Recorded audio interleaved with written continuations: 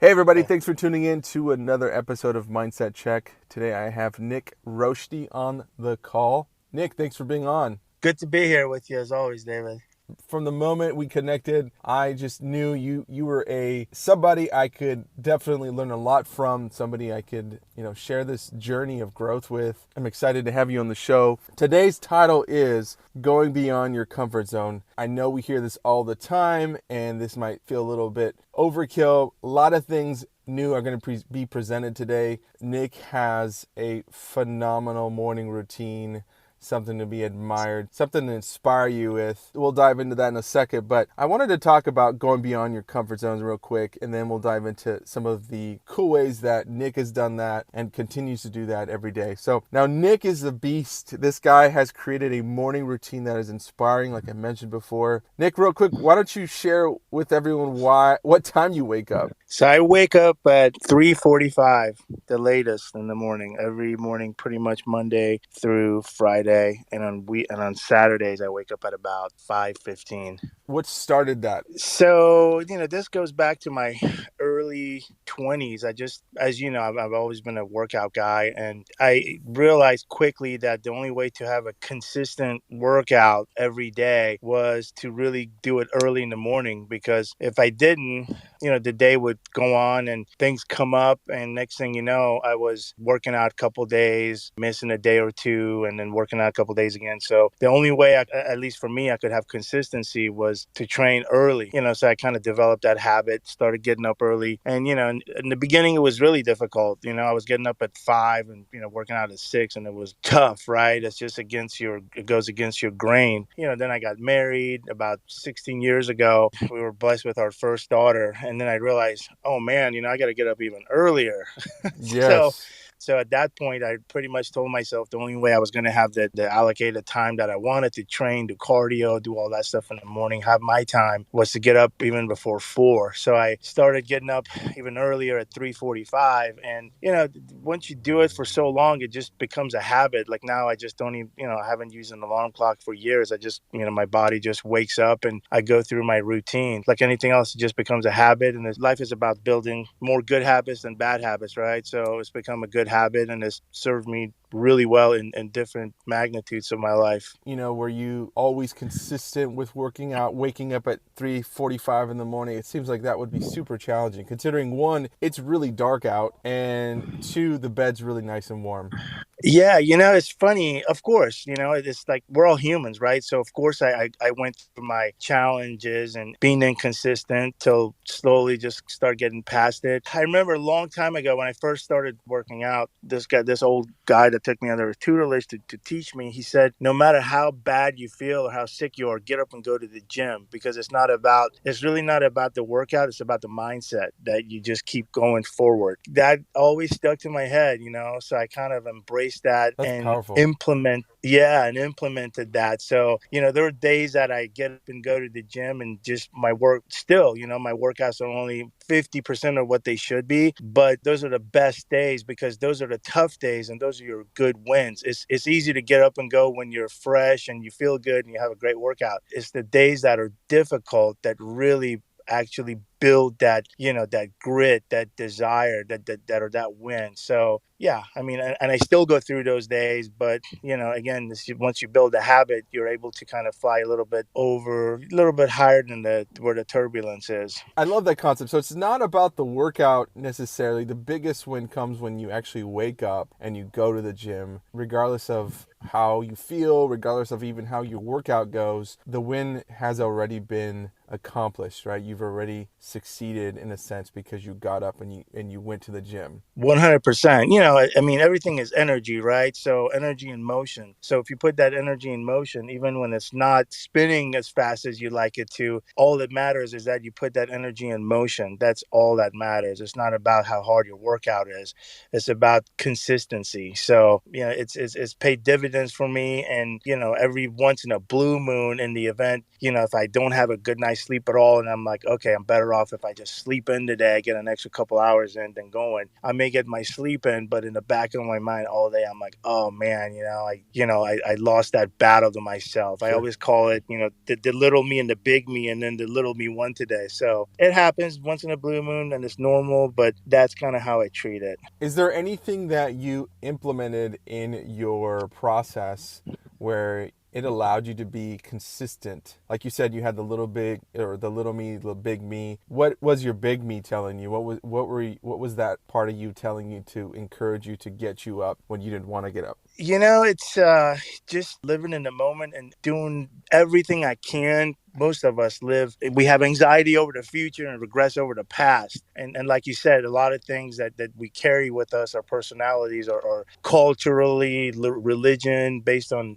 upbringing, or mom or dad or family members or their friends around us growing up. So just like anybody else, I'm in the university of life, and I'm embraced, to spiritually grow and truly live in the moment, doing the best I can in the moment, and not give in to thoughts that don't serve my highest purpose. I try to be mindful of it. So in the event I have thoughts that don't serve me well, I'm conscious of it, and I can make a quick decision that, hey, you know what, this is not me, it's my ego, right? Talking. I got to pivot. And how do you That's the pivot? key. Just, How do you pivot, Nick? What's a technique that you use to pivot? just being aware, right? So the technique is, when you have thoughts that are all about yourself, that's when you're coming from the ego. I know that for me, getting up and going to the gym, no matter if I'm tired or not, I'm a better guy that day. I'm happy. I did something that I love to do. I know because of that, I'm probably gonna, have a better day at work, and I'm gonna be a, better dad, better husband, being of service, being caring about other people, coming from a place of love because of that first win of the day. You mentioned,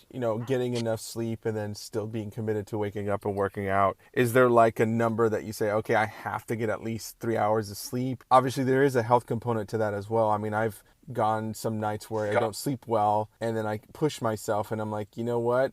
I feel like if I would have slept a little bit more, I would have done better, because there's that part of your, body that needs that, right? You need to recover. You need to get a certain amount of hours of sleep, because that's just how our body functions. Because you can go the other way and then you're too extreme and you don't sleep much, and then you're just working out, but then you're almost getting the same result, because there is a negative side to not sleeping enough. Yeah, 100%. What I typically do is I try to not be so regimented that I don't have balance. I usually work out for like 3 days on, 1 day off, and then again, 2 days on, 1 day off. So if I know, like, one night I went to bed really late, or I just didn't sleep really good, I will take that day off as my off day and literally sleep until like 6 o'clock. I kind of move the pieces in that manner, where in the week I still hit the same amount of days, but I may adjust my days just so I can have what you just mentioned. I can have that extra rest, that extra balance. Well said. Well said. Now, I'm a big believer in morning routines, maybe because it's impactful for me. It definitely helps create momentum for my day. I feel like my morning routine that gets me moving, that gives me time to myself, allows me to show up better for my family, for my business, for my community. It creates a better mental health space, I would say, for myself, that I'm able to process. I'm able to, confront some obstacles during the day. Was there a reason you started this morning routine? Was it because you just heard that top performers get up and they do this? Or was it something that you said, hey, I need some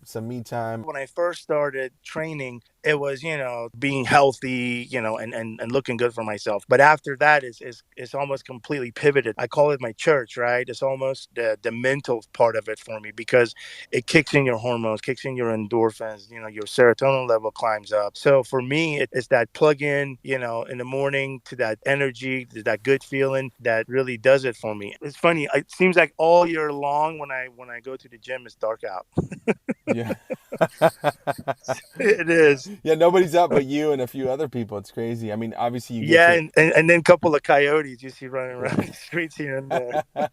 I mean, you get to your machines, right? You don't have to wait for anybody. But and what's crazy is I'm not the first guy there. There's like 40 other guys and gals that are there way before you, and they're sweating and going at it already. So And how's that morning routine different for you now? Like, that you're a family guy, that you have two beautiful girls and a beautiful wife. Like, how's how is that different for you now in the sense of it might be more meaningful? Is it much more important now? The older I get, it seems more and more structured, right? But once my kids are in school, I literally have to drop off my oldest, my daughter, at school. I believe it's 7:40. So I make sure that I'm squeezing every minute in, and I'm home, showered, dressed, ready to go drop her off, leave home by 7:30. So again, you just got to tighten it up even more. I've heard the saying where people who don't like the structure or the schedule feel that they lose a part of their freedom because they feel like they may become too rigid. But what I've found to be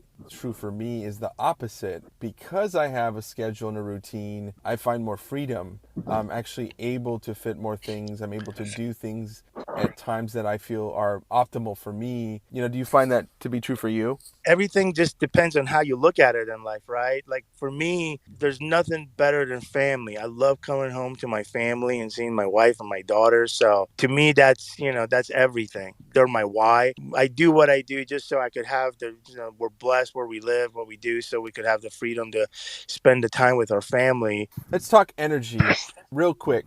Give me a quick rundown of how you view energy in your life and how you're able to utilize this energy to direct you in the way that you feel like you've been called to go. I believe everyone, everything, we're all connected. I always say if you stand on another planet and look at the earth, you see one planet, right? And we're all in it together. So energy is real. No matter what, we think about, we attract. And if we put action towards it, we attract it even faster. If we have clarity as a soul, as a human being that's evolved, it comes even faster. I'm a big believer of always having, good thoughts and think about good things and think about how you can help other people. So I try to let go of the outcome or results, always do the right thing, always help people, and have my intentions in right place to attract that energy in. And it seems like it just happens magically. And I'm a big believer in energy and what we think about, we become and we attract 100%. I've heard it said that we can look at life in two ways. We can look at life like everything's a miracle,